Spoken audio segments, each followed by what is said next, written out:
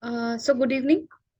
Welcome to one more live session of NOC 23 BT19 course. So I'm Shrishti and we'll be discussing today week four's contents and some sample questions from week four. And if you have any doubts in between, we'll be discussing that also. It will be like the proceedings will be just the same. After every five questions, we'll have a short break and we'll discuss if we are not able to understand something. And also, because of recording issues, the sessions will be 40 minutes each. So we'll be a 3 40-minute session. Kindly join after the meeting gets over within a minute. So I hope I'm audible and visible. And I'll be sharing my screen. So as there's just one participant, kindly confirm if my screen is visible or not.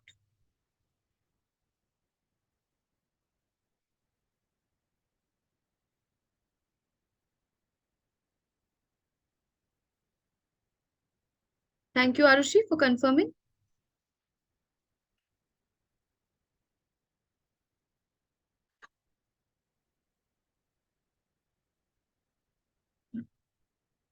Okay.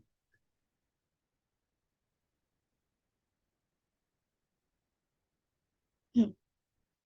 Okay. So let's begin discussing the questions. And along with the questions, we'll be discussing some concepts also related to the question. So the very first question says that JRF had started working on a rare species of pea plant for understanding the genetic hallmark theories. He had initially taken 1,000 pea plants of various traits. The traits were green wrinkled, green round, yellow wrinkled, and yellow round. So, based on the following conditions, we need to see that which of the following statements are true and which of them and which combination is correct. Like in terms of genotype, phenotype, and alleles, we need to see out of the four options given which is correct. So, like before discussing the answers, let's first discuss what are the basics, like what does a genotype, phenotype, and an allele mean. So let's see that.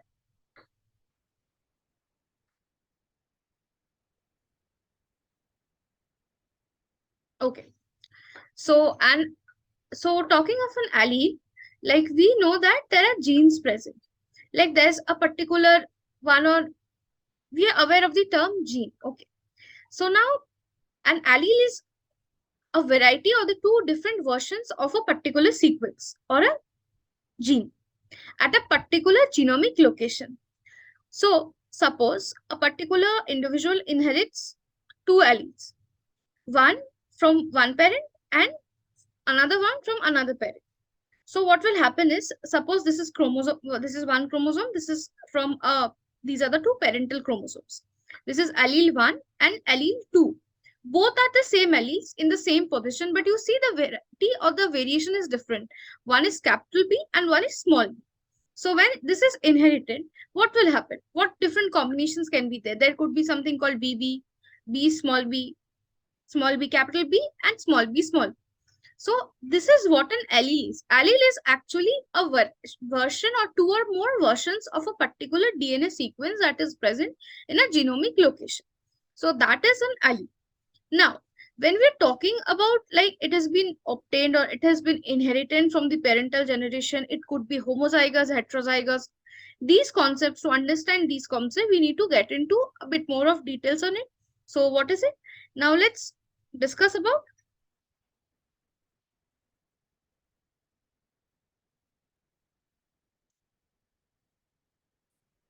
uh, genotype, phenotype. What is it? So, uh, suppose when we talk about alleles, genes, what do we understand? Okay, there's a sequence and the sequence is known as suppose G, capital G, small c, G. So that is the genetic makeup or the genetic constitution of an organism. But just one second.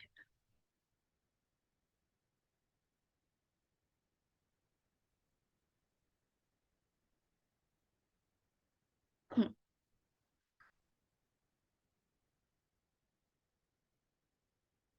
Okay. Sorry for the interruption. Okay. So, but when we are observing a particular organism or particular plant or any species, what we see with our eyes is the phenotype. Like it could be the color of an eye, it could be the texture of hair, or maybe the color of flower, or different special tests that give you the blood type. Like somebody is A positive, somebody is B positive. So this is something that we can observe. So the observable trait or the measurable characteristic which makes a particular individual distinct is the phenotype. So how a phenotype arises? As we discussed, a particular gene is there, and the observable character or trait of it is the phenotype. So that gene, when translated into a product, and it also interacts together with the given environment, then it forms the phenotype. Now, you can ask me one question, that how is the environment playing a role in this? Like, what is the role of environment? Suppose a boy child is born to a parent, to a couple, both of them are tall. Okay, just an example. But the child is saying that it's not as tall, like it's not that tall like his parents. Keeping aside polygenic inheritance, keeping aside all other types of inheritance, if you are aware of, I would say what could be the issue? Like for having proper growth in length, you need, during your puberty or during your childhood, you need proper nutrition. You need a proper environment to grow. So if environment is not providing you the supplements like that or the proper nutrition, then even if you have inherited the gene which will make you tall, it will not be expressed to that extent. So yes, it's just not the inheritance of gene, but also there's a factor of the environment that together makes it interact, the product, gene product, and the environment, which leads to a particular phenotype. That is the expression of the physical trait. So many a times we will come across the term trait, factors like this. So these traits are actually the phenotype or the characters. And when we say factors, factors are actually the genes. So that is like the phenotype. Now, then what is the genotype? As we said, if a particular phenotype comes from a gene, so that gene is the genotype of the organism. Now, if a particular organism, like if a particular plant is tall, what do we say? Generally, we write capital T. So the gene is the allele or the genotypic constitution is written as capital T, but when we are observing it, it's a tall tree. So that is the genotype, that the genetic constitute of the organism. So we can see that what happens is, here are the two examples. Like suppose you have an egg which is capital A and a sperm which is small a. So when they combine to form a zygote, it's capital A as well as small a, and then the gametes are A and A together. So this is like the genotype of it, and these are homozygous, like homozygous genotypes. So and now there are two types of things when we have to discuss. One is the homozygotes and the heterozygotes. So what are homozygotes? When same kind of alleles are present. Like if both small a is inherited, then it's a homozygous, or capital A, both capital is inherited, it is a homozygote. But when there's a mixture of both, like it's a capital A and a small a, then it is a heterozygous. So that is what we say is a homozygous and a heterozygous. So under genotypes, there are more two things to know. That is, one is a homozygous and one is a heterozygous. So this is a homozygous and this is a heterozygous genotype. Now, the third thing uh, is, how do we remember? Like many a times we get confused with genotype and phenotype. So genotype starts with G, capital G. So it's for genes. And phenotype starts with P, which is actually pronounced as PH, phenotype. So it's the physical traits. That is how you remember that. How to remember that, okay, genotype means genes and this means the traits or the observable characters. Traits are characters. So what is the take home message from this? That genotype is the genetic constitution of an organism, and phenotype is the observable characteristic of the organism. Now, the genes have the potential to develop into traits, and these potentials are actually affected by different interactions with the environment, like environment as well as the effect of other genes on it. And that interaction could lead to different genotypes. So what happens is, suppose you have individuals with the same genotypes. But because of different environmental factors and other external factors, they could have different phenotypes. And also individuals might be the same looking, same phenotypes, but their genetic makeup could be different. Like suppose when we talk about recessive and uh, dominant, what happens if capital A, like in when we write capital A, it's dominant, and when we write small a, it's recessive. So capital A small a means it is a heterozyte. So the phenotype will be heterozygous phenotype, but genetic constituent has A and A. But capital and capital A will also have the same phenotype. So even if you have the same phenotype, your genotype will be different. Okay. So I hope till here the basic concept of phenotype, genotype, and homozygous, heterozygous, these are like clear. Right? Clear, ma'am. It's clear, right? So let's go back to the question.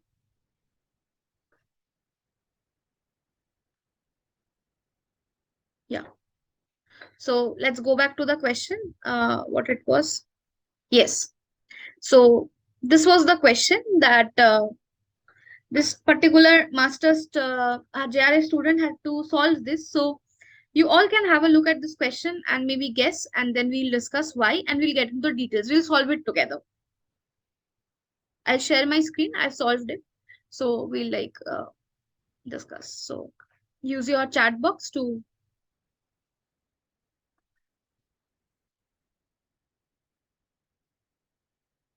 So is the question clear here? That this particular student had taken 100 pea plants according to various traits. So what were the traits? Green wrinkled. Capital G here is dominant, and small r, that is wrinkled, is recessive. So green wrinkled, green round, yellow wrinkled, and yellow round. So on this basis, if we see what is the difference between the genotype, phenotype of the alleles?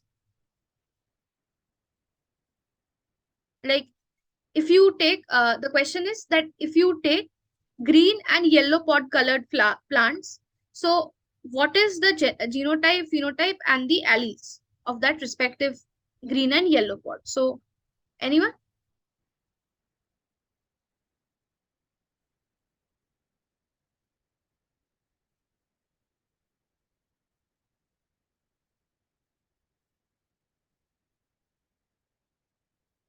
So if no one is answering, I'll just show how to approach these kind of questions. Okay, I'll just share one more screen. And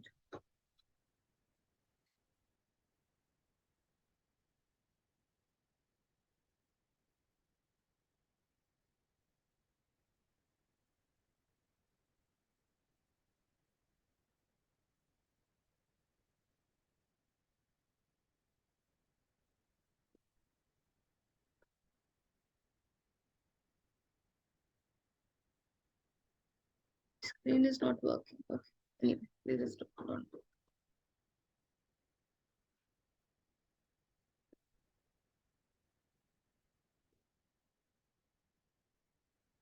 Hmm.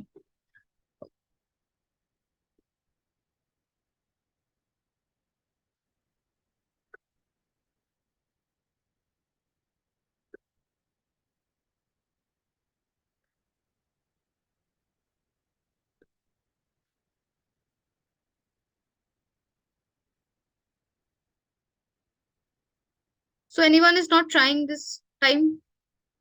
No one wants to try the answer?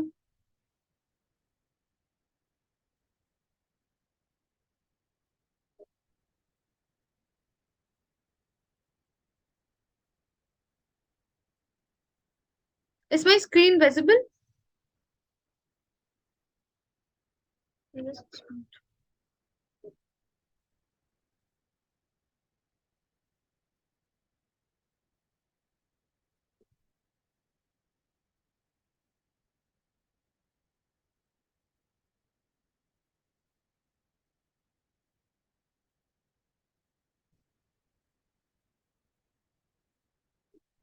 So the thing is, now what is said that if he is taking green and yellow pod, okay. So green means capital G, okay. And yellow means small g, small g, small g, small g. Yes. So what will be the genotype, phenotype of the alleles? Like he actually crossed these, like Imtiaz took green and yellow colored plants to observe and understand the difference between. So, like, what will be the combination of it?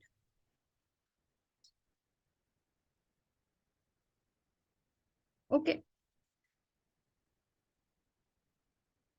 So, G and G, green and yellow, are the genotypes. And like the color says it's the phenotype. And so their corresponding genotypes is capital G, small g, small g. And both of the strains are homozygotes. Clear? So let's discuss why the other options were not correct here. Now, let me clear the question once again. He had different traits of tea plant, and out of that, he took specifically the green and yellow colored pod colored plants, like green and yellow pods, inside the within the pea, the pods, those one. And he wanted to observe their genotypic, phenotypic, and allelic differences. That what are the differences? And you were given some combinations. So what will you understand? Like just looking at a green color, you know that capital G is green. So green color corresponds to the gene GG. Now yellow color corresponds similarly to small g. And now in terms of homozygosity or heterozygosity, because they are same type, so they both the strains are homozygous in nature. Is it clear to all of you?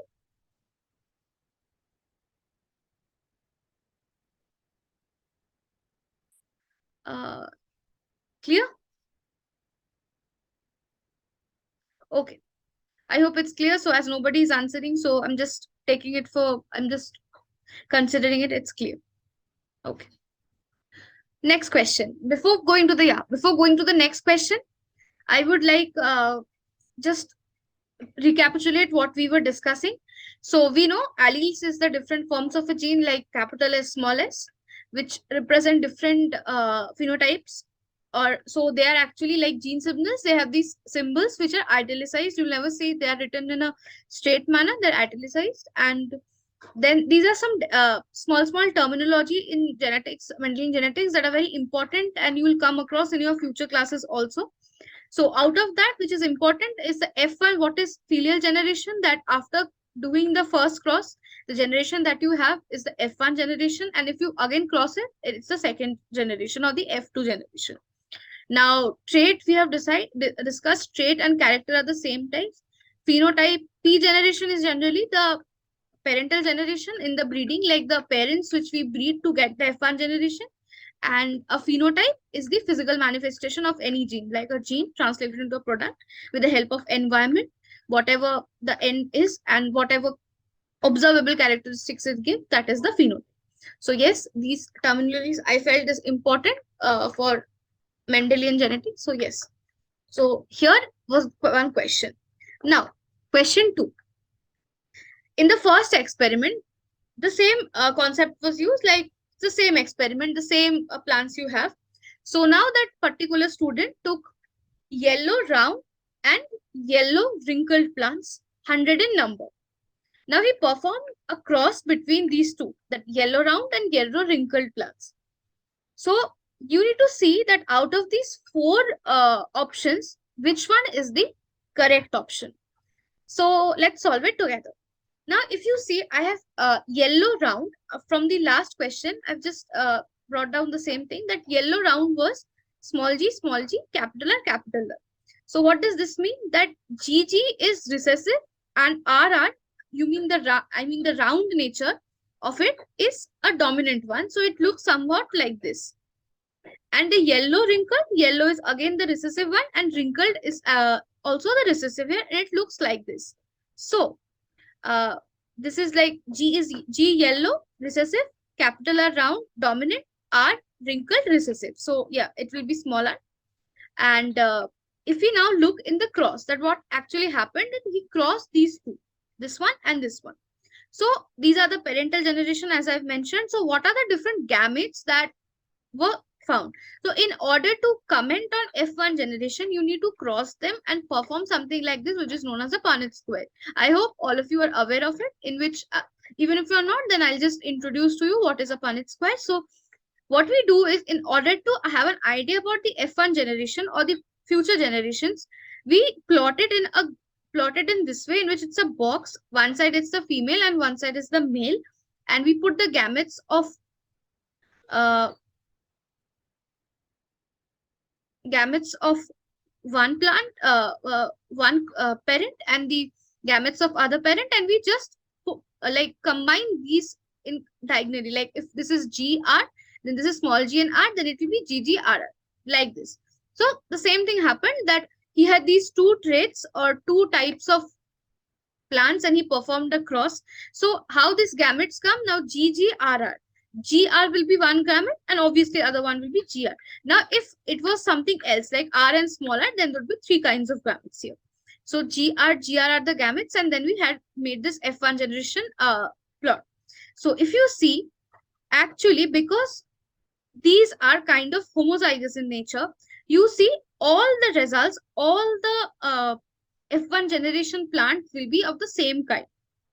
So now when you're going to answer it, now just let's look at the options. A option is genotype of F1 generation will be capital G, capital R, small r, and GGRR in equal ratio. Like you will find two types of genotypes here and they will be in equal ratio. But you see, there is no question of capital G here, because everything is small g, small g. So it's only small g. So option A is not correct here. Now, genotype of F1 generation and genotype of now the genotype of F1 generation will be small g, capital R, small r for all progenies. Now you see all the progenies, they have small g, capital R, small r. So definitely this will be one of the options. Now let's explore the other options. Now phenotype of the F1 generation will be yellow round for all progenies. So what will be the phenotype of this one? Small g, small g. What is small g? If we see in the left side, small g is yellow. And what is capital R, small r? Capital R is dominant in nature and R stands for round. So it will be round.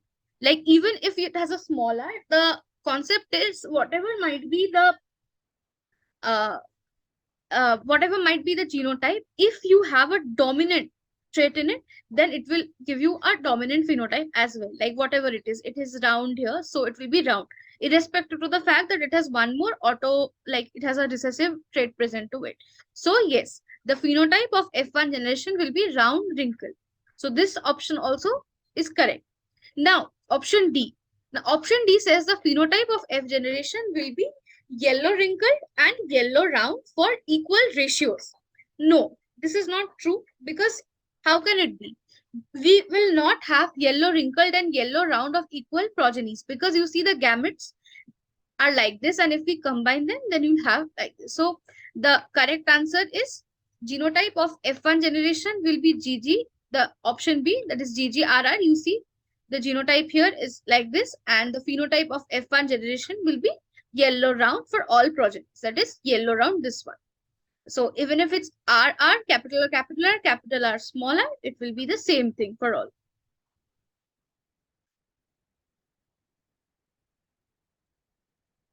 Okay. Clear? You can just use your chat box to say if it's clear, or I need to repeat the question once again. Is it clear? Okay. Thank you.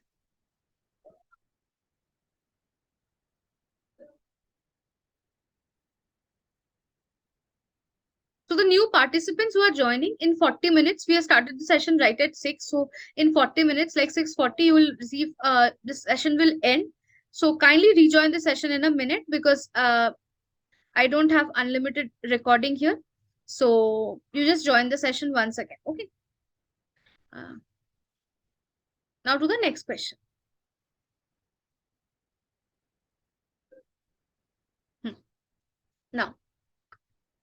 Now, particular student was given a single blinded plant with phenotype yellow round pod features.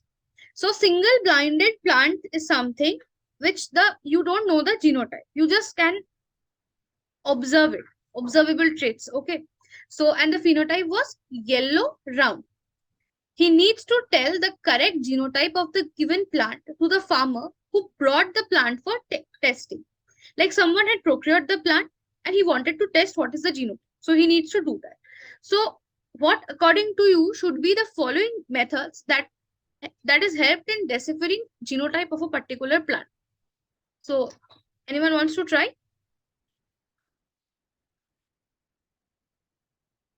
You can use a chat box or like unmute and discuss with me if you want to.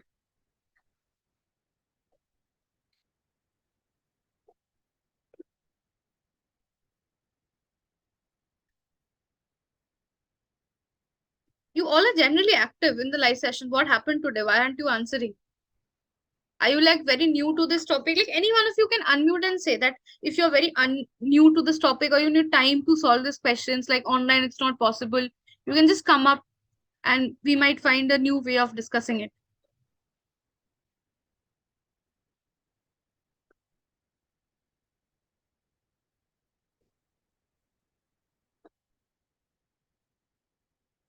Okay. So as nobody is answering, so I just Ma'am, genotype, ma'am, test cross. why test cross? Who is it? I can't see who is speaking. Ma'am, Kritika. Krutika. Okay, Krutika. Very good. Why is it test cross and not the others? Ma'am, ma'am, because uh, Okay, just ma'am, break we up. have given the plant. Huh. Yes. Ma'am, we have the phenotype with yellow round spot features. So we have to check the genotype. So, Hmm. ma'am, uh, phenotype, it is a visible character and genotype is contained in its gene. So when Yes. we test cross, we would come to know the So, genotype of the plant. yeah. So what do you do in a test cross? Like, do you have any idea? Like, why did you say test cross? Just did you just assume that because it's test, so it could be test cross? Why not self and pack cross? Ma'am, in test cross, we take one heterogeneous group and we cross Hmm. Do with we take a recessive character, heterogeneous ma'am. group and cross? With recessive character, ma'am. Yes.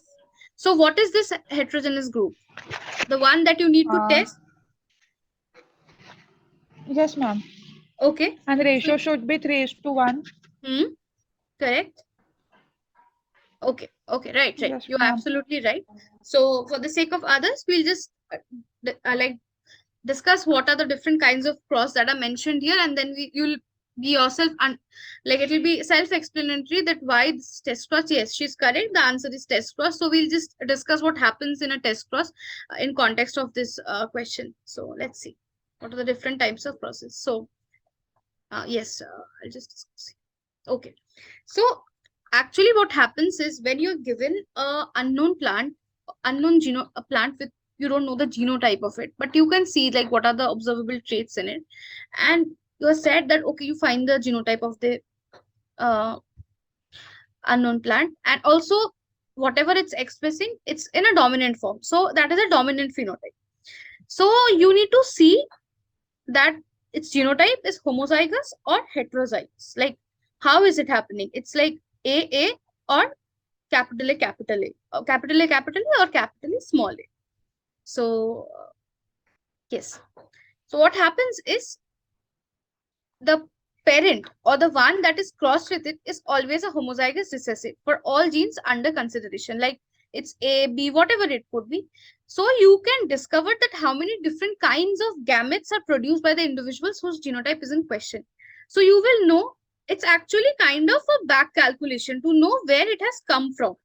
So if you are crossing it with its parent, then you come to know what happens. So let's just see what could be the scenario. Like as and now why are you taking a homozygous dominant character as to cross it and not anything else? Because it will have only one gamete. So it will be easy for you to trace back that if like individual has heterozygous if it was a heterozygous individual, then it will produce two gametes and it will have the equal frequency. Now we'll just discuss what actually happens here.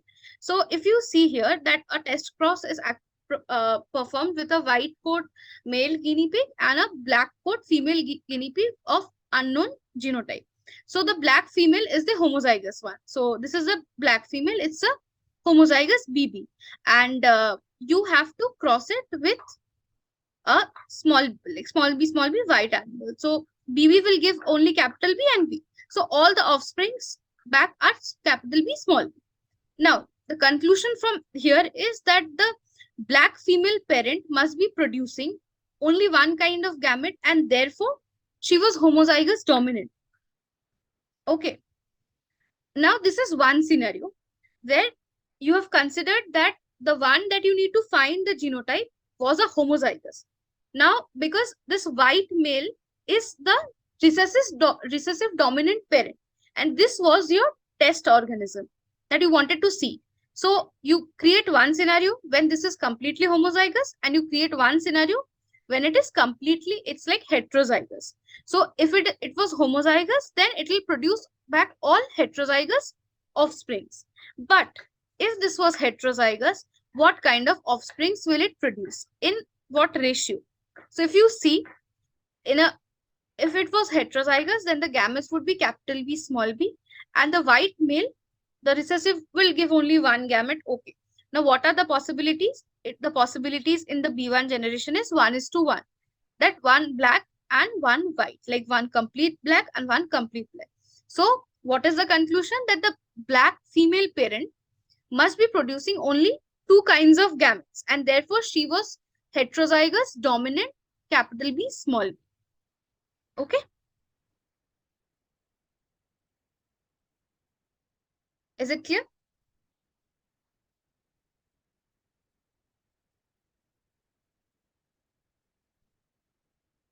Because you see, in this homozygous, I'll just repeat one more small thing here. Here it is homozygous, like it was considered homozygous, and all its offsprings are capital B, small b. That is a heterozygous condition.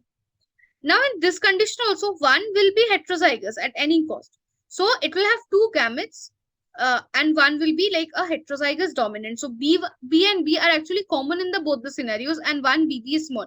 So you actually, our aim was to find this one, because either way you will find small b, small b. But to find this one, we have to have like two scenarios. Whenever you're given a question like this, just try to put like just randomly. If we cannot say that, okay, this is a homozygous or a heterozygous one, what you need to do, you need to cross it with a one scenario where it will be homozygous, and in the next scenario, it will be a heterozygous one. So, is it clear for all?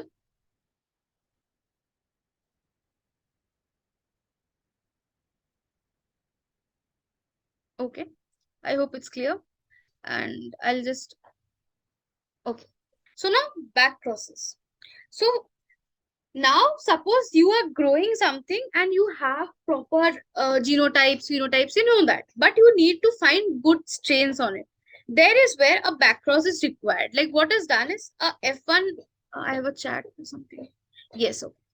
So what happens is you mate a F1 progeny directly with one of its parents, or to individuals closer to having a genotype almost identical to that of its parents. So what will happen is that if you do this, like then you will find the trait which is of interest using this backcross. Now you can say that, okay, again we are like crossing it with a parent. So why test? How our back cross is different completely from test crosses? So in back crosses, it's not necessary like we have to use recessive homozygote genotype while crossing. That is done during test. We can use like a normal one also, like a normal one by mean, I mean a heterozygote one also. So let's see the same example, that a homozygous black female guinea pig is crossed to a white male. So this is a white coat male and this is a black coat male, and this is homozygous. So if the F1 son is back crossed to his mother, like his mother was BB and he is like BB, capital B, small b. So if we are back crossing capital B small b into BB, then what will happen is you'll have half of ratio. You will have this, you get this one also and the heterozygous. So this was one of the elite or one of the choice of your traits. So you will get this one as well as the heterozygote. Ultimately, both it will give you actually a pure line. Like BB is a pure line where it's not heterozygous, it's homozygous, so it's a pure. So that is your idea here to get a pure thing. Now, the third kind of cross is a self cross. So what is a self cross? Self cross is actually some plants have the capability of self pollination, like directly self fertilization, that it involves the transfer of pollen grains from within inside only, like from directly from within, like fusion of male and female gametes within the same organism happens. It's not like one plant pollen grain is fertilizing, pollen is flying from one plant to the other plant, gets fertilization. No, it is happening within it. So you see what happens is in F, it's the first experiment that was done by Mendel actually. So you see smooth seeds here and wrinkle seeds here. So F1 generation is all smooth, and then you cross the F1 generation. This is a self cross of progeny. This is also one thing, self cross, and what I mentioned is a self fertilization event. And so when the same event is, you're doing it, manipulating it experimentally, that you're crossing two progenies from the same generation, or like, I mean from the same progenitors, then it's a self cross. Like they have to be of same origin. So yes, that is how it happens. You see, you are self-crossing F1 of the progeny plants. You receive F1 from here. Suppose you're crossing these two and you receive two plants, two P plants. So you cross them again. And so both are of the same generation, same origin. And you see like this. So that is a self-cross. So I guess this question is clear that, let's go back to it. Yeah. So in order to tell the correct genotype, if you need to find out the genotype of a unknown plant of which phenotype is known, you need to perform a test cross. Yes. Okay. Uh, okay. Now this will be more clear to you. Like if again you are giving a single blind plant to investigate whether the plant is a true breed or not. True breed. Like by true breed means it has been bred within its own, not with some other variety. Like the same, you get F1 generation, you're breeding it. Again, you get F2 generation, you're breeding them like that. It's a true breed. So which of the following conditions stands true? So this is a very, I have already discussed the three type of process. So you should be able to answer this. So someone just give a try that what is it going to be, and we'll discuss it like in the next session, in like the next 40 minutes, because the session will get over in a minute.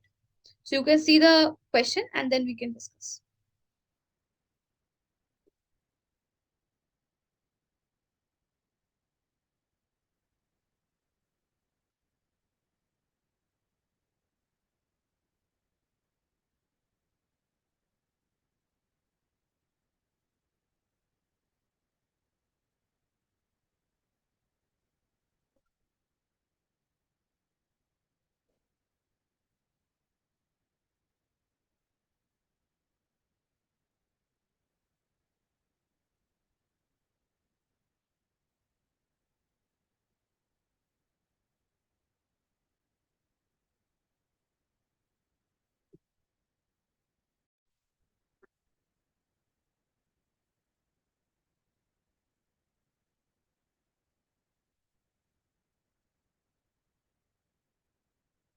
Okay.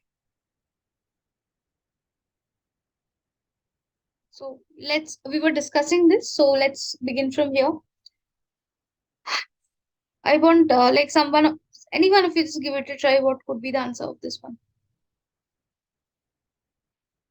So this same student has been given another blind plant to investigate whether this plant is true breed or not. So what are the conditions that could be like, which condition could be the correct answer out of the four?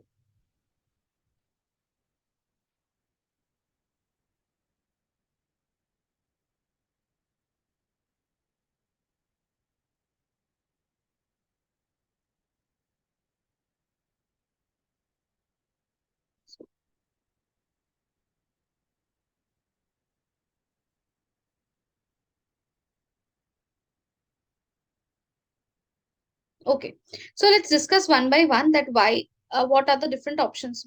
Option one is by crossing it with another known true variety, if any individual of different varieties are seen in the progeny. So, if you want to find a particular plant is of true variety, true breed or not, I have an answer three. Okay, I'll just explain why three and why what will be the answer. So, if you're crossing it with another true variety, you will get something else, a different variety. So, how will that help you in understanding that your plant is true or not? Even if it was not true, that is kind of a blind study. It will be like you'll not get any confirmatory or any conclusive result out of it.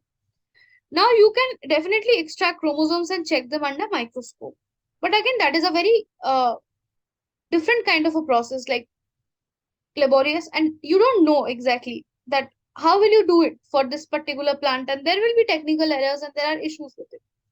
Now, by self-crossing, if an individual of different varieties were seen in project, so yes, this could possibly be why, because if you're self-crossing, if any individual of different varieties are seen in a progeny, like within the self, you can find different progenies, and that will give you, okay, this was a true breed.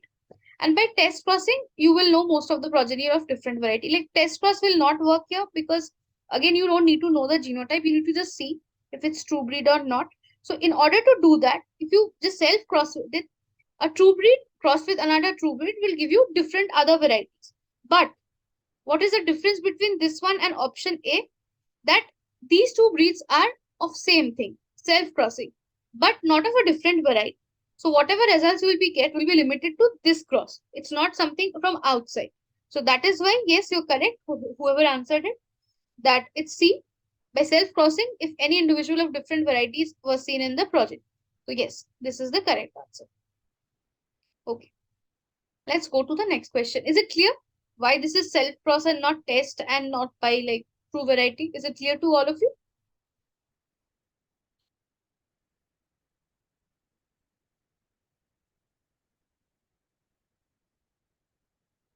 Archana, are you in sync with me? You said three. So is my explanation correct or is understandable from your end? Yes, ma'am. Okay, thank you so much. Okay. Okay. Let's see.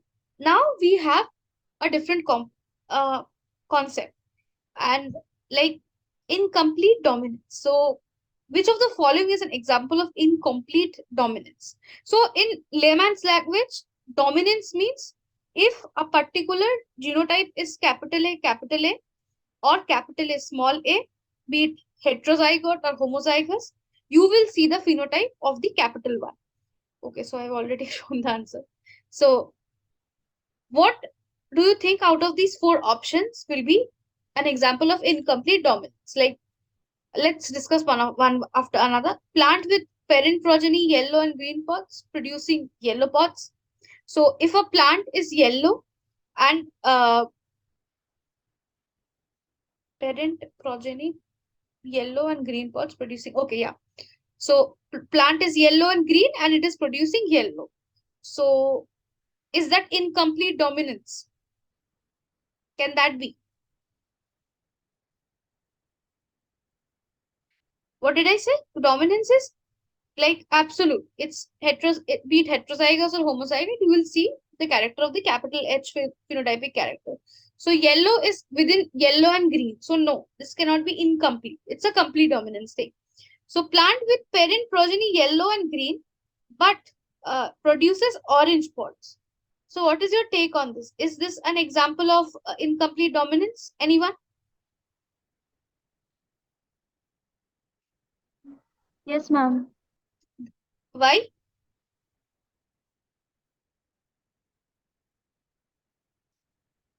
Why is it? Because the trait is not included in parent progeny. Yes, it is something which is completely different from this one, right? It's not, Yes, ma'am. the parents are not at all like expressed. The The genes are not at all expressed. It's a different product altogether. So the third one is again yellow green producing green. No, it is same as A, it will not be. And plant with parent progeny yellow green producing half yellow, half green. No, green and half. So whenever you see incomplete dominance, just keep one thing in mind: the progeny should not be anything near to its parent or its parental phenotypes or phenotypes. So if it's yellow, green, blue, white, whatever it could be, it shouldn't be that. It should be something different and intermediate between both of that. So let's look at an example, then it will be much clear. So there's this plant called snapdragon. So the parents are like complete red or complete white, and they are homozygous. Okay. What happens is that they are incompletely or partially dominant alleles, and that is why when the F1 generation comes, they're blended in as heterozygotes. But a heterozygous is not that in that term that whatever could be the symbol, if it is capital R, heterozygous, homozygous, it will maintain the phenotype. No. What happens is the two alleles come, like suppose one is capital R1, capital R2, R and R1 and R2. These two will maintain their equal identities. So red and white will mix to form a pink colored flower. So that is a classic example of incomplete dominance. So you see, this is a red flower, this is a white flower, and their progenies will be pink in shape. So this is what is called incomplete dominance. So generally what happens is they have this is an intermediate phenotype, and mostly these are homozygous in nature, and these are heterozygous by term, but in terms of phenotype, it's not heterozygote, it is something in between or partially dominant. So is the concept of incomplete dominance clear to all of you?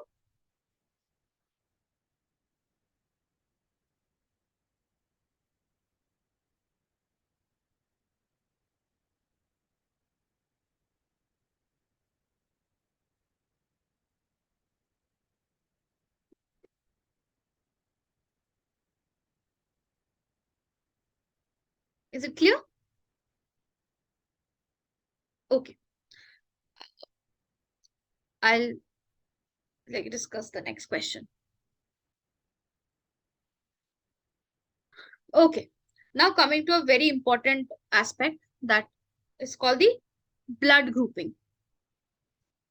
So I need all of you to participate in this kind of question. It will be beneficial for you. Like if you try to understand what is happening in these, like these are very basic questions that you will come across in different examinations or even in your not just entrance examinations, but in different levels. So and so this a man with blood group B positive was married to a AB positive woman. So which of the following is true about the progeny's blood group? So what will be the blood group of these of a baby which is born by these two this couple? So if the father is B positive and the mother is AB positive, so now to try to before solving it, we need to know what is B positive and what is AB positive. So here comes the concept of multiple alleles. Till now, we were discussing that alleles are like a variety or a diverse thing or a variation of a particular gene. So maybe it will be capital A, capital B, small b. But if that variety is more than two, then that is called multiple alleles. It is present at the same loci in like all organisms, but because the alleles are different, so they will produce different organisms, sorry, they will produce different proteins, and as a result, their phenotypes will also be different. I have a chat, something in the chat box. Oh, two. Okay, Archana, we'll discuss and then we'll come. So, what is it? So, what are the first? Let's discuss in blood grouping. What are the four different alleles? The multiple alleles. Till now, we were restricted to okay, yellow, round, Y, R like this. But now, in terms of I, so it's actually written as I, A, I, B. A stands for blood group A, B for B, and if it's the small I and nothing, then it's like O. It means that. So let's see. that what is the genotype and what is the phenotype. So II is, if it is homozygous II, then it's a O group. If it is a homozygous IA or a heterozygous IAI, then it gives a group. Similarly for B group and for AB group. So I is the allele which is determined by the presence of A, B, or like O, that which kind of group it will be. So in this question, if you're trying to see that what is the child, so you see the father is B positive. Okay. So what are the possibilities that a father could be like IBB or IBI, and the mother is AB. So the possibility is IA and IB. It could be either IA or it's like IAB. Okay. So if you try to cross this two, you see what are the different possibilities that you can have. I'll just verbally tell it. You could have IAB, like what is present, how IAB like this, IB, IA, IAB, and IB. I'll just try once again to share my screen and just solve it out for all of you and see that if it's understood. Hmm.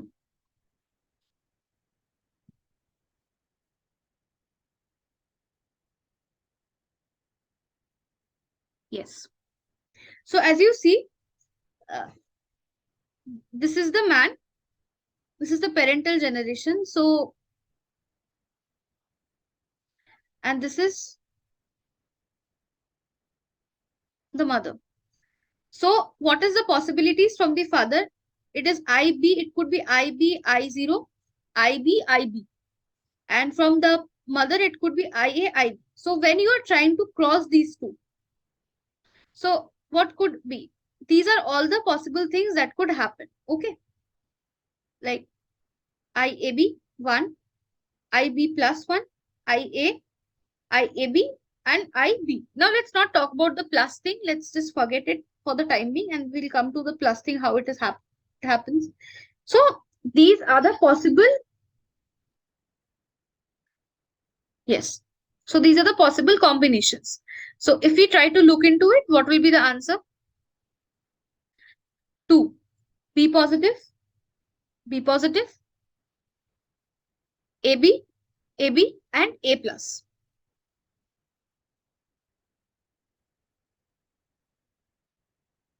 Is it clear how we got this?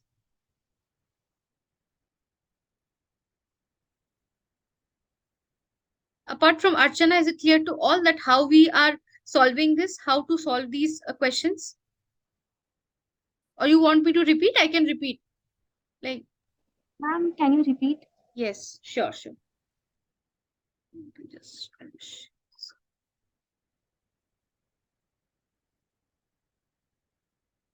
okay. So, is my second screen visible? Can just somebody confirm? Yes, ma'am. Okay, okay. So, what was the blood group of the man? It was B positive. Okay, and he married to A positive, AB positive woman. So, what are the different genotypes that B will give you? B can give you. It could be IB, IB, completely homozygous dominant pulse, and this could be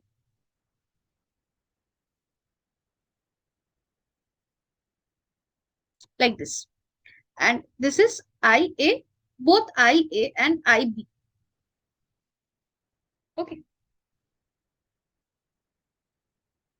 So if you cross it, what are the possibilities? Like by possibilities, what I mean, like first we do it like this with IB and IB. You first cross it with IA and IB. One like this, then it will be IB, IA. The second one is like this, IB, IB. This will give you IAB, and this is like IB.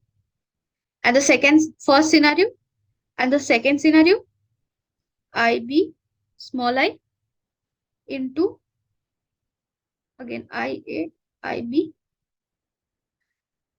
IA,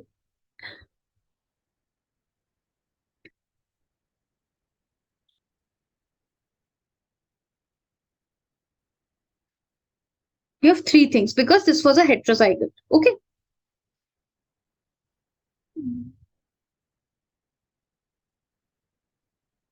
Okay.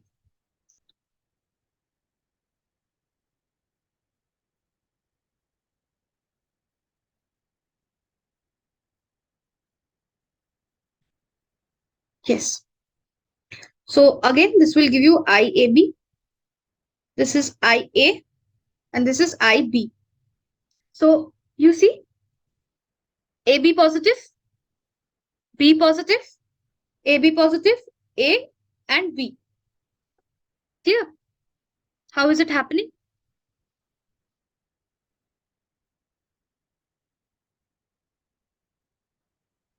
Clear?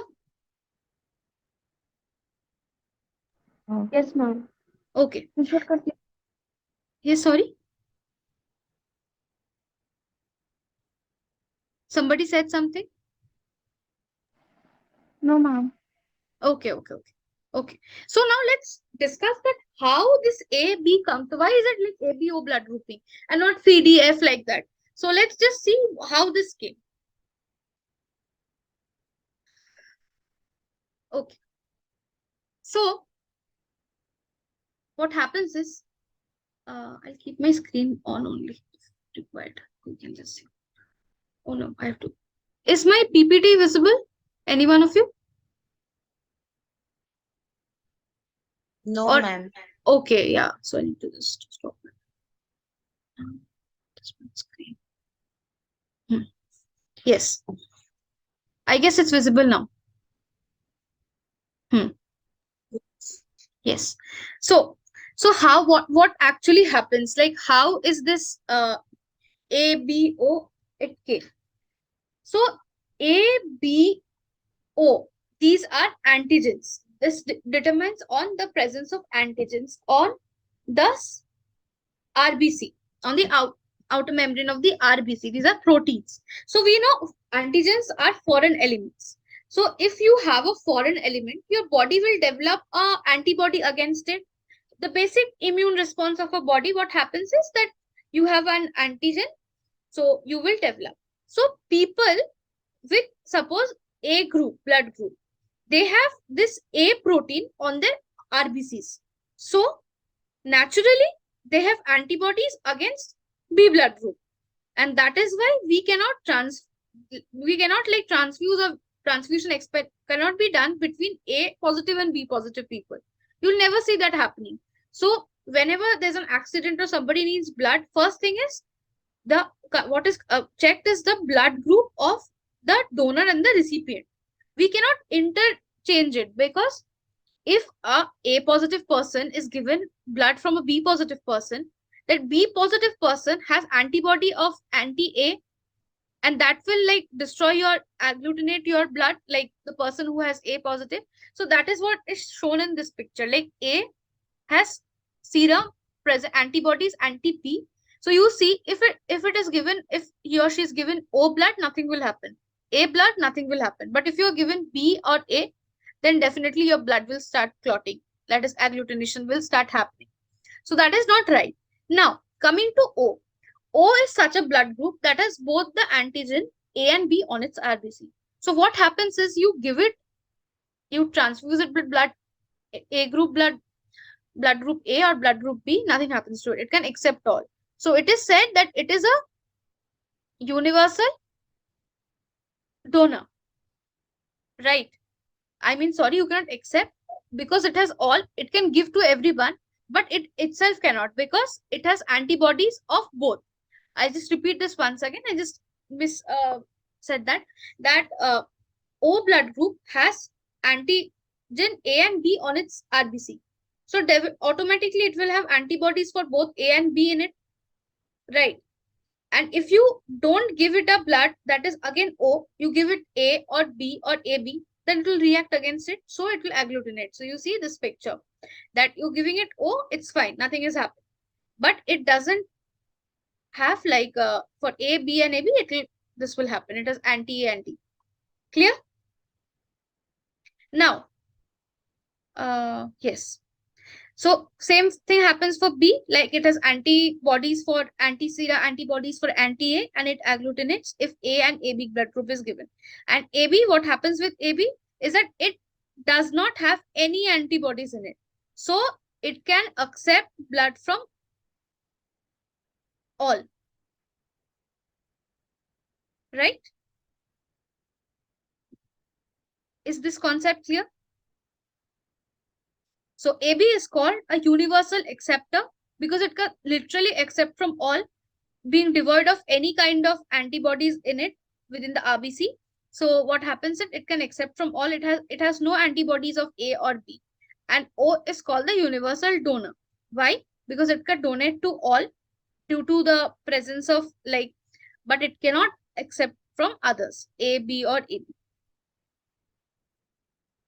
I hope this is clear. So this is a very important question that keeps on coming, like which is a universal donor and which is a universal uh, acceptor. Okay. Now, suppose, now let's talk that how this antigen and anti-thing, like what these genes actually code for. So A and B are alleles of the same kind. What they do is they're very closely related, but just is one small difference. Both actually they encode for a protein called glycosyl transferase. So what happens is there's a H antigen which is common. On it, this glycosyl transferase will act in like transferring a like sugar moiety to it, and that moiety differs. Like if it has a specific a IA transfers a particular moiety and IB is a different thing. So that gives rise to A antigen and B antigen. And that is how from HA and B antigen is formed. So there's a difference, and then it is formed into a glycolipid. Like there's a preformed polysaccharide, which is a H antigen, to which you are adding one more N-acetyl galactosamine, like any kind of glycosyl transferase, and that is forming the A antigen. So that is how the A antigen and B antigen is actually formed. And that depends that which kind of blood group will live. It is A, then it's blood group A, and it's B, it's B. Now the positive thing. Positive thing comes from another factor called the resource factor. So it is also antigen, the RH factor. So if you have it, you're positive, and if you don't have, it's negative. Now, what is the significance? Suppose a father is RH positive and a mother is RH negative, and they have a baby. They're going to have a baby which is RH positive. So what will happen is that crosses the blood-brain, the placenta, and it reaches to the mother. The mother, being Rh negative, will automatically start developing antibodies against Rh positive. That particular child will not be affected, but when she'll again have a second child, because those antibodies are already present in the body, the baby will be severely affected, and that particular condition is called erythroblastosis fetalis. So it's a hemolytic disease of the newborn and it's deadly. So now there are different vaccinations which prevent this. Like they actually neutralize the antibodies that are formed from the previous pregnancy to so that this issue is not there. So is this concept clear? Like Rh positive, Rh negative, which blood group can be transferred to whom, which antigen is present where? Is it clear to all of you? And how this multiple allele concept comes, like why like this?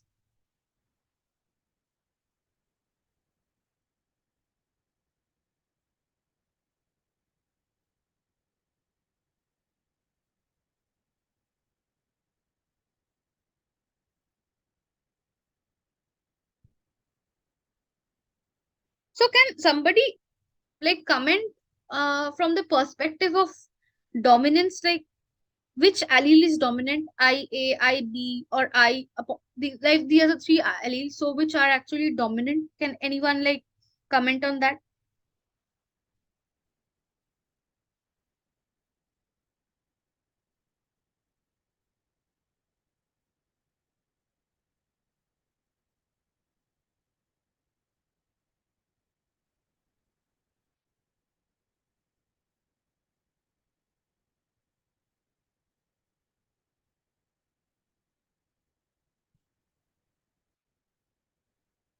A and B. Archana, what do you mean by A and B?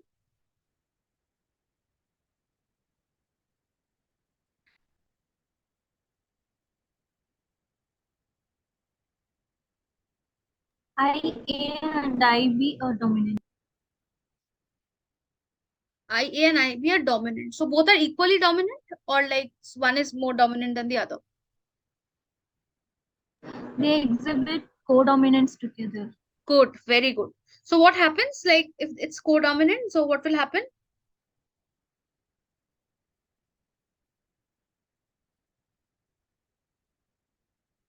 So if they're codominant, what will happen? Like if IA and IB both are present and I is also there, so what will happen? Both antigen will be Expressed, right? And that is the scenario of AB group, blood group, right? What happens? Am I correct? yes. Yes.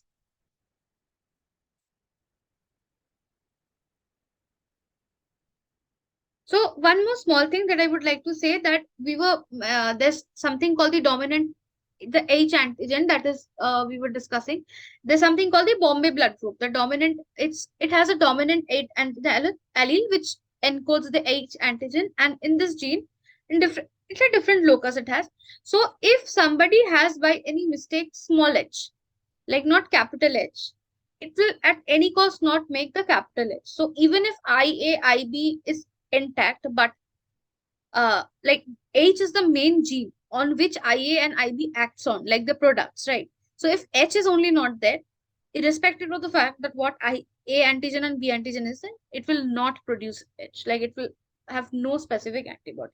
So so they have antibody, anti-O antibody. The only particular blood group that is capable of having an anti-O antibody is Bombay blood group, which has antibody against this H and yes. So I just wanted to like lacks AB antigen. Okay. So O lacks the AB antigen, and so it has anti-A, anti-B in that, and rest of them like A, B, they have A antigen and B antigen on it. So it has anti-B, the opposite. Just whatever blood group you have, it will be the opposite antibody that you have. So that is how you need to remember this. I guess this is also clear. Clear to all of you, or should I repeat how this blood grouping came and what it means? Clear, ma'am. Okay, okay.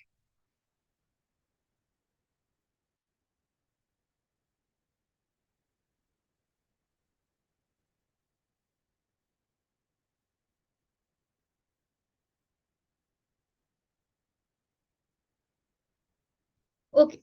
Now we have one more question. And here also we have discussed the RH system like in more details. So now I want all of you to give a try, like to try to solve this question. That how would you proceed with this?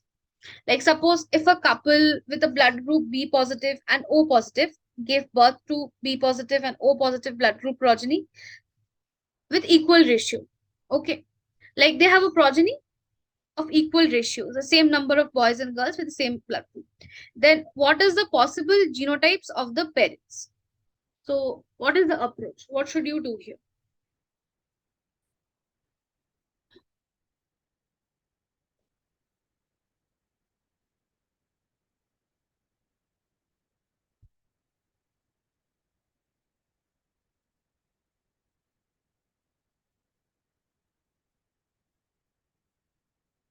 Just try to think like if a child is B positive and O positive, then what possibly is it, what is its genotype? First thing is what is its genotype? And then once you get its genotype, then you can like calculate back to its parents. So what should Ma'am, it be? C option. Okay. IBIO into IOIO. Okay. So have you solved it, or just you're giving a guess? Yes, ma'am. I have solved it. Solved it. Okay. And rest of you?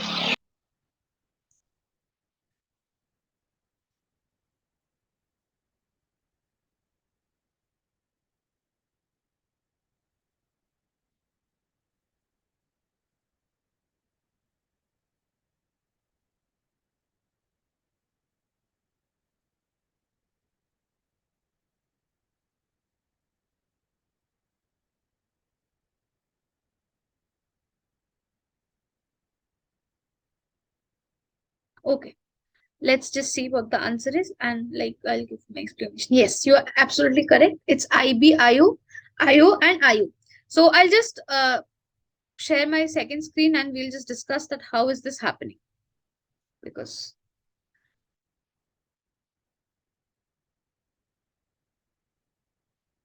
hmm,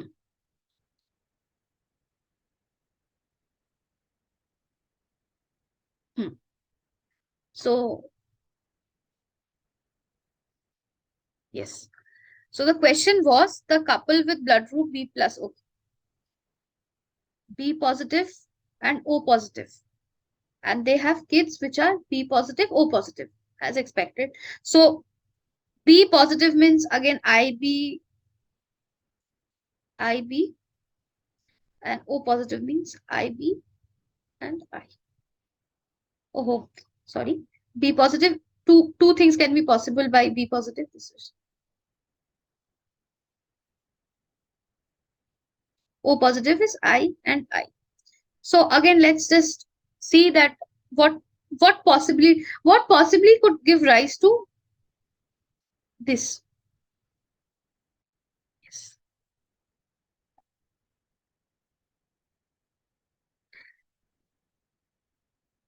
So option A was if the parents are IB and IB and IO and IO. So if this is the thing, IB and IB means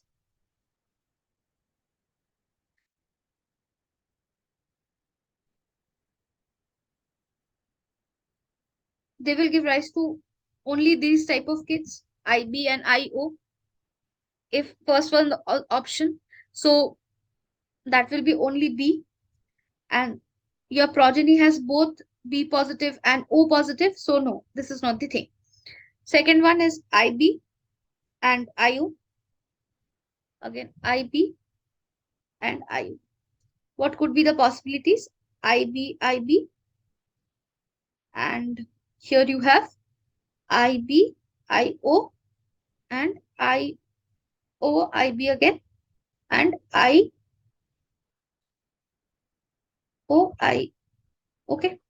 So this is B positive, this is B positive, this is B positive, and this is O positive, if I'm not wrong.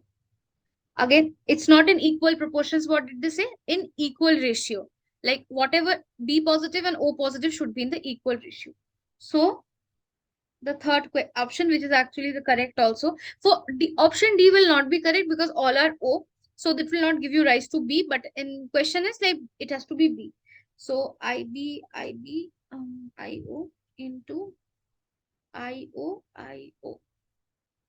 So it will give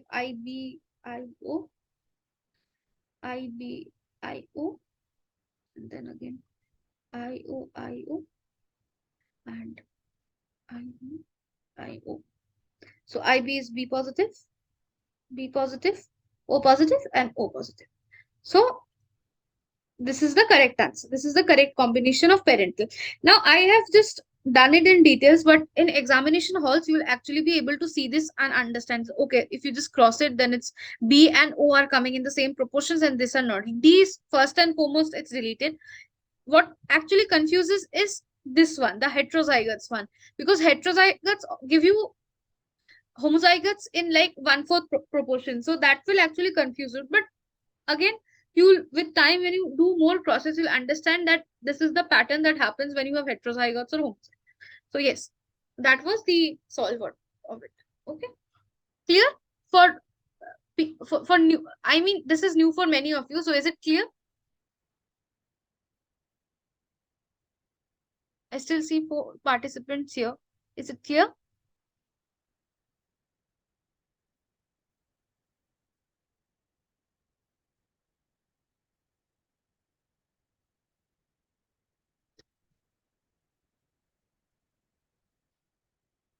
Okay.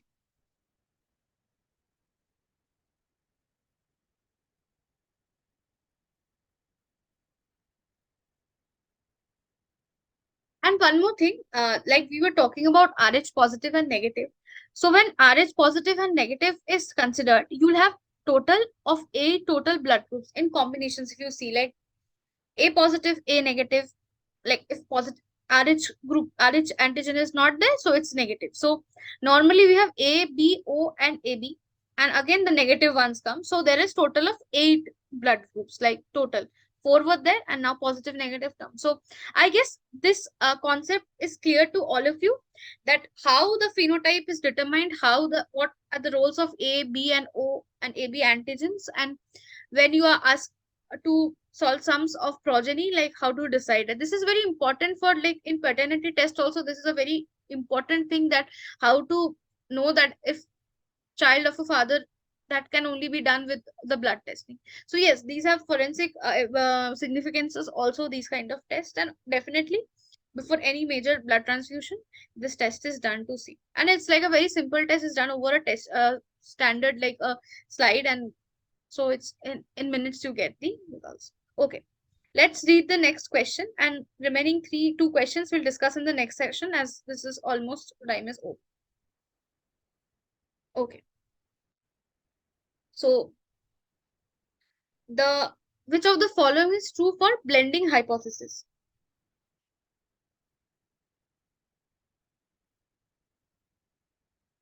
So does blending hypothesis apply to weight of a progeny, gender of a progeny, height of a progeny, or it doesn't affect the progeny at all? So what is blending hypothesis? Like uh, if we discuss what is blending hypothesis in genetics, any one of you? Ma'am, PPT is not visible. Okay, I'm so sorry, I'm so sorry.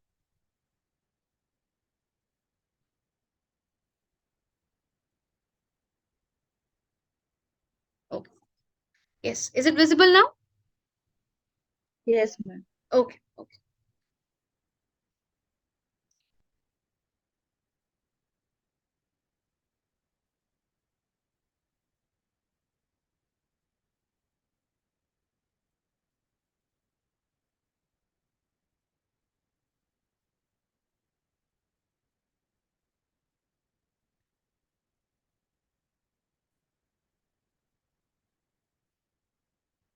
So has anyone any comments on blending hypothesis, that what is it and what it means?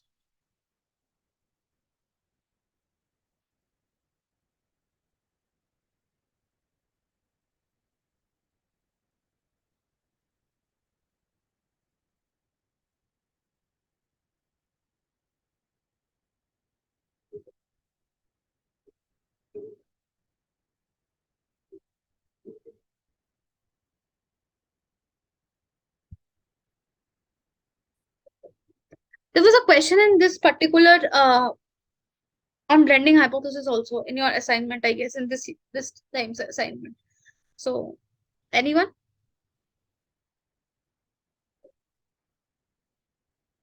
What is blending hypothesis?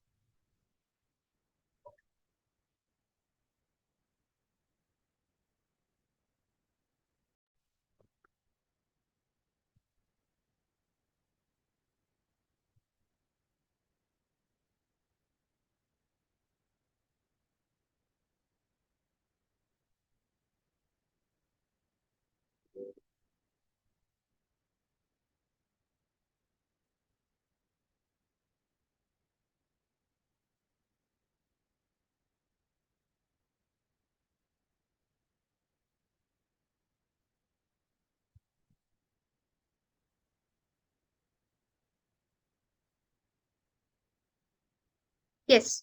So we were discussing blending hypothesis. So yes, I can. If you are not very sure of it, then we can discuss. It's a very simple thing. It's basically like suppose you have a pair. It's actually related to height, because height is something which is seen to be intermediate. Like a tall man and a tall woman, like a tall woman will not always have a equally heighted progeny. They have a different height, or someone who has a tall man and a small, less heighted woman have a progeny which is of intermediate size. So that depends. It's not exactly what the parents are, but something intermediate in between that. So that is what is blending hypothesis, I guess. So it is actually applicable on the gender of the progeny. I mean height of the progeny. I'm so sorry. The height, not the gender. Gender doesn't depend on blending hypothesis. Gender determination is a different thing. XY chromosome, that is a different concept. So not weight, not height, but progeny is definitely affected by the height. Yes. So I'll just, is blending hypothesis clear to you? It's a blend between two extremities. So that is what blending hypothesis is, like between two physical traits of parents, and it's a blended thing. That is okay. Let's go to the next question.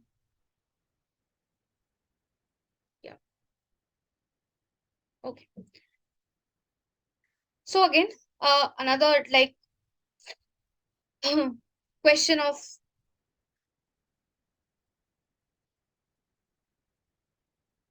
the pea plant.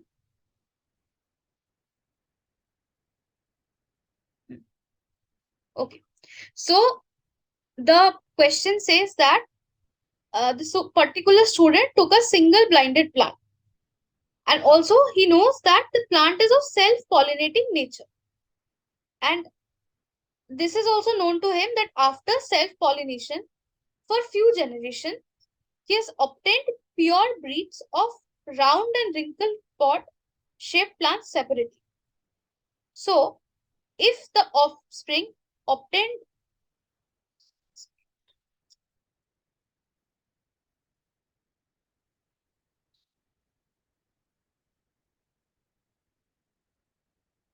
hmm, yes, sorry. So, after self-pollinating for few generations, if he obtained a pure breed of round and wrinkled pod shaped plants separately, like he's obtaining pure breeds of round and wrinkled pod, but separately. One generation may be a pure breed of round plants, and the next generation of wrinkled pod. And all the offsprings obtained by breeding pure breeds were all round shaped pod plants. Like of the like true breeds, they were true breeds. So F1, suppose F1 generation was led to self-pollinate and they produced 200 offsprings in the F2 generation. And it was found that 150 of them were round and 50 of them were wrinkled. Like both round and wrinkled were present in the F2 generation. So, which Mendelian trait this particular plant has? Now, let me just repeat this question once again, that in F generation, only one kind of breeds were found. That is the true breeds, that round pod was found. But when F1 generation was crossed, self-crossed, and they produced uh, 200 offsprings, and it was found that round was also there and wrinkled was also there. And just remember that this entire lineage is a pure breed of both round and wrinkled pod-shaped plants. So, what is the trait of Mendelian trait that is actually followed here? It's a very easy question and a very basic one from like the laws of Mendelian. So, if you just uh, understand that you have a particular trait that is appearing in one generation, it is present in one generation, then it is masked in the second, and again you are able to recover it back. So, which particular law signifies or states this kind of a phenomenon?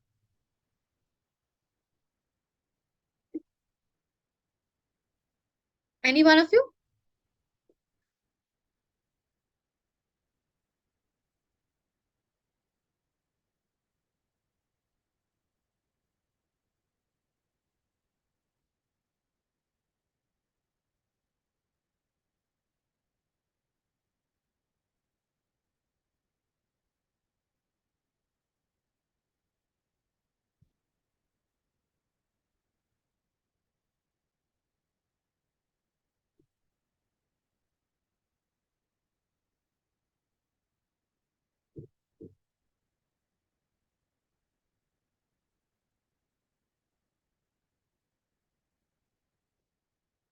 Anyone? Okay.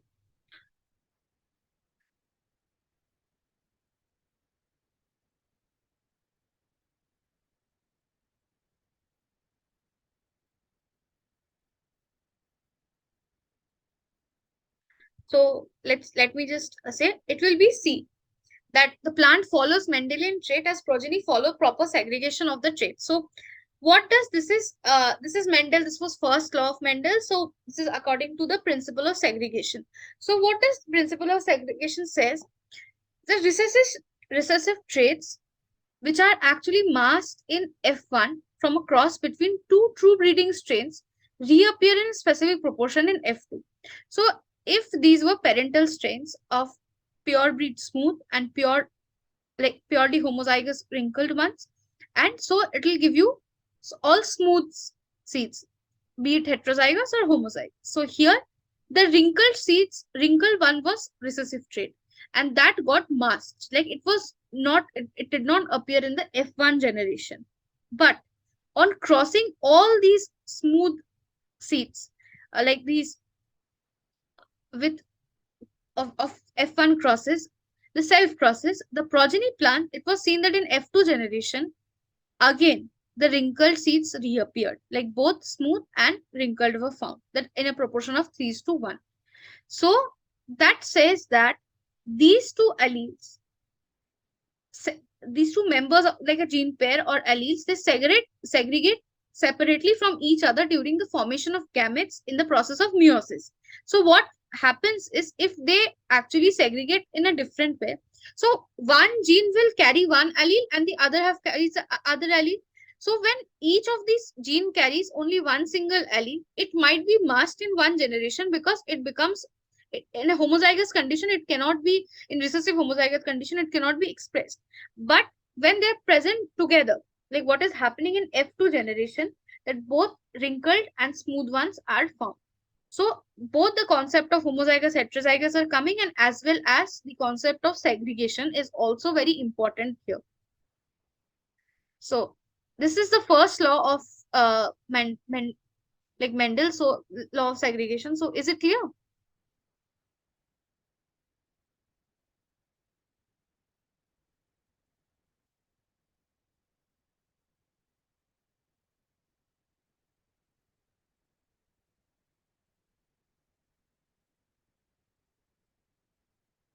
Like participants, are it clear? Is this clear?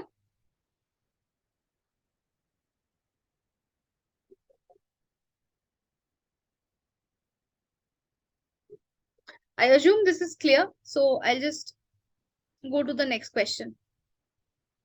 Okay. So this is again a sum, and this one we will like solve it together, like how to do it.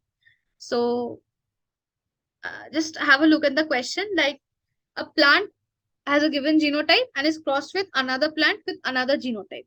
So what is the probability of an F1 offspring to be of this particular genotype? And then again, when that offspring is self-crossed, what will be the probability of the F2 offspring to have this particular genotype? So before we have to solve it, I'll just write the question and then I'll share my second screen with you all.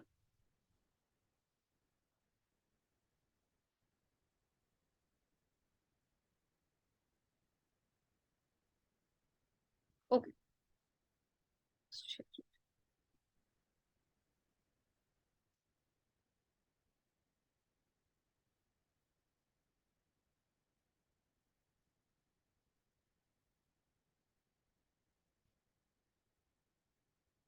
Hmm. Hmm. Is this screen visible? The second screen? Yes, ma'am.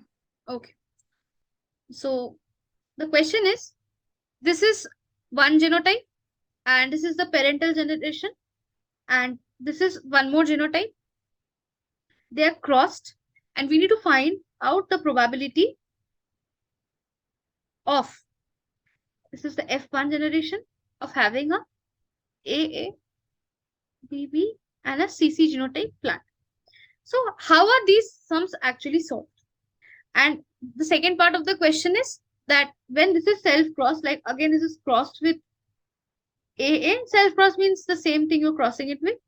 So what is the probability Y of F2 generation to be, and Okay. So let's just see what. So this is the first part of the question and this is the second part of the question. So let's try solving the first part of the question. So A, capital B, small b, capital C, small c into A, capital B, small b, C, what you see. What? Here you need to. So the thing is that you need to consider first the A, then the B, and then the C. So we'll be doing that. So you're crossing AA into AA to get this one. So what are the possible like gametes of it? Like progeny, what are the progenies that can form? AA can form like this, AA. Then it can form one progeny with A like this and like this, A. So out of 4 progenies, what is the proportion of A? 1 by 4. 4 progenies, 1 is AA, capital A, capital A. So that is 1 by 4. Is this clear? Like how this 1 by 4 is coming? Please someone respond. Because if this is not clear, then it's very difficult to progress, like proceed with the next part. Is it clear that why 1 by 4? You have 4 progenies and out of it, just one is capital A, capital A. So the probability of getting capital A out of this cross is 1 by 4. Now similarly, you do it for B. So for B, what will we do? Similar thing.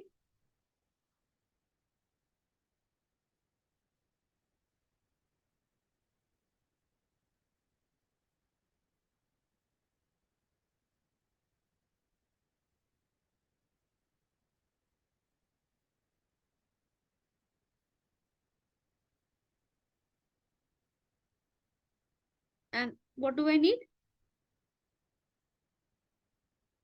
1 and 2. 2 out of 4. That is again 1 by 2. Okay. And now coming for C.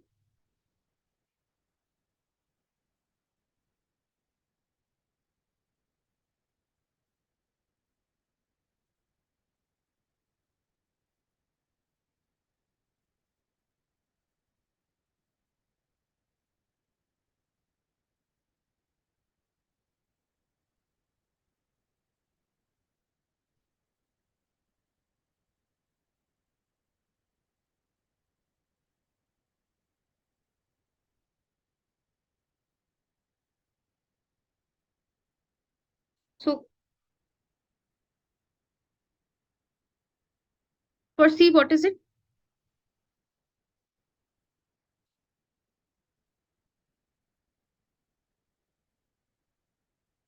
Okay.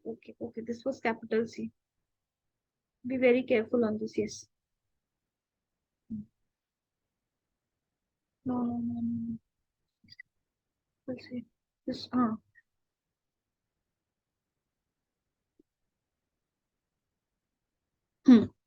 Okay. This was capital C.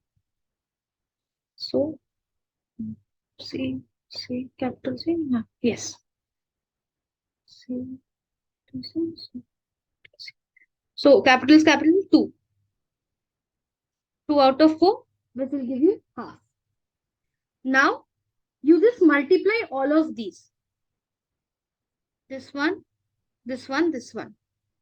Like all of A, B, and C. Then you will have this. So let's write it again.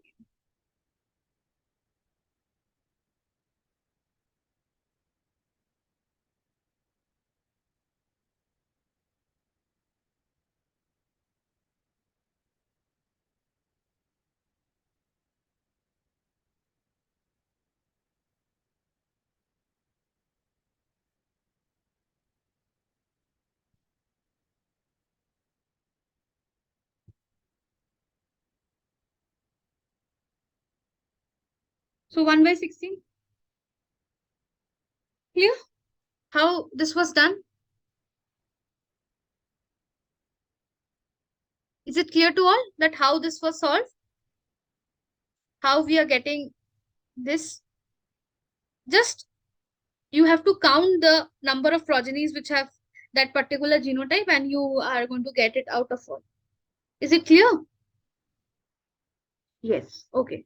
So just quickly do the second part, like this one. This one. Just quickly do this and tell me what will be the answer. And then I will solve it again for all of you.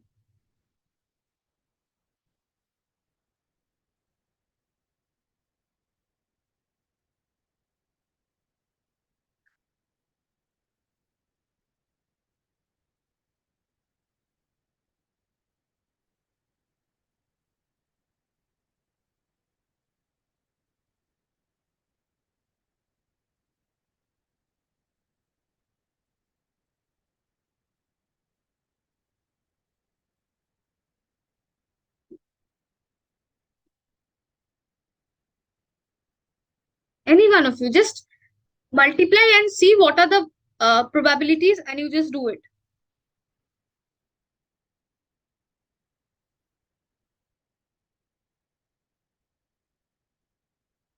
This is rather the easiest one.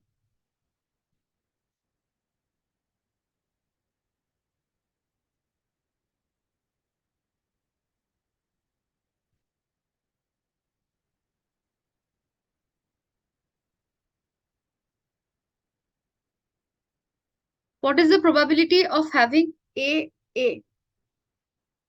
from capital A, capital A, capital A? This 0, right? There's no probability of having it. So if it is 0, then whatever are these, whatever probability is coming for these, the entire thing will be 0. True? So like for BB, it would have been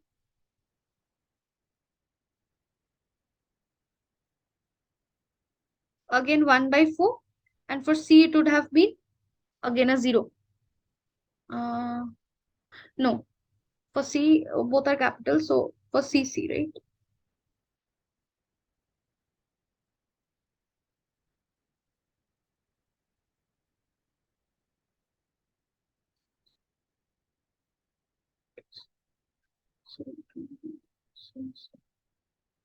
Okay. V1. So if you multiply 0 into 1/4 into 1, it will give you a 0. So the correct answer is D. That X is 1/16 and Y is 0. So is this technique clear to all of you? But how we solve these sums?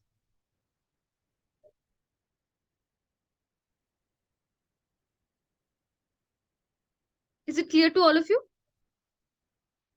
Or you want me to repeat the process once again? We can do that. Ma'am, repeat. Okay.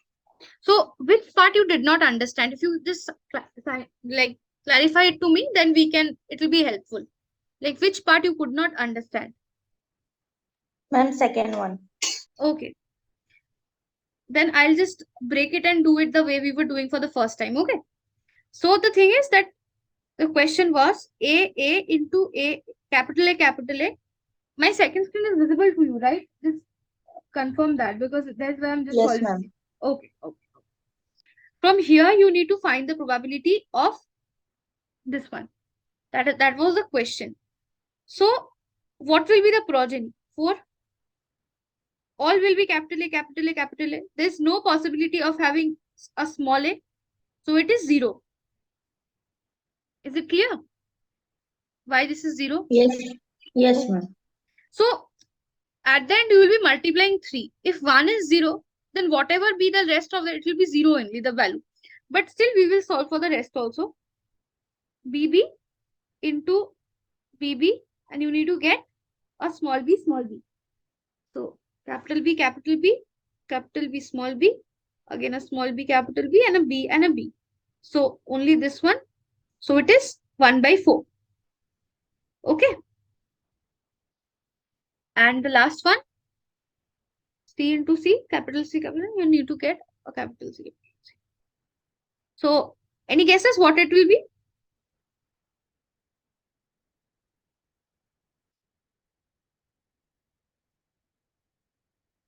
Okay. 1. Like 4/4. All 4 are capital C, capital C. To get CC. Because this, what was the difference between A and C here? C you have to get capital only. But in A you had a small a. That is why it's 4/4, 1. And for A it became 0. Because there was no small a in it. But here you have only the you want capital C and you have capital C only.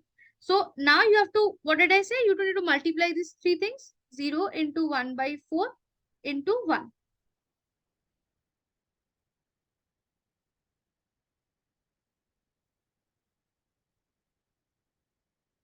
Did you understand this? Yes, ma'am. You understood, right? So I would just say a very small thing and like complete this part.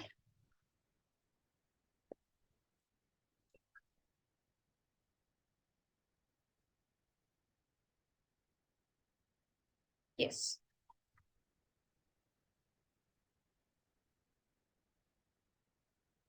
And it's clear to all of you, right? You understood how to solve these sums because these sums are very important. So here and there you will find this, and these are quite easy also in that respect. So I hope it was clear to you. Otherwise, you will have one more live session also. There also you can clarify if you have more doubt. And from your assignments, do you have any questions that you need help in solving?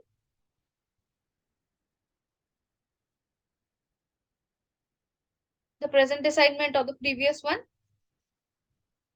Do you have any doubts that you need our help to solve?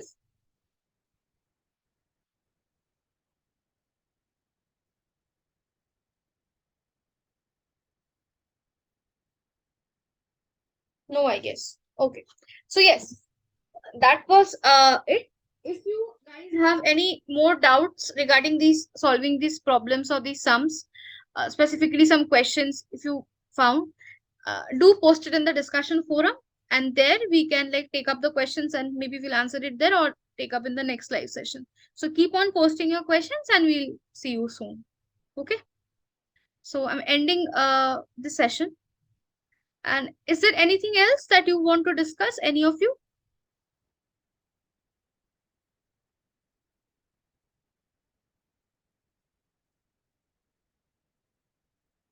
Anything else? Okay. So let's thank you everyone for joining this session. See you in the next class.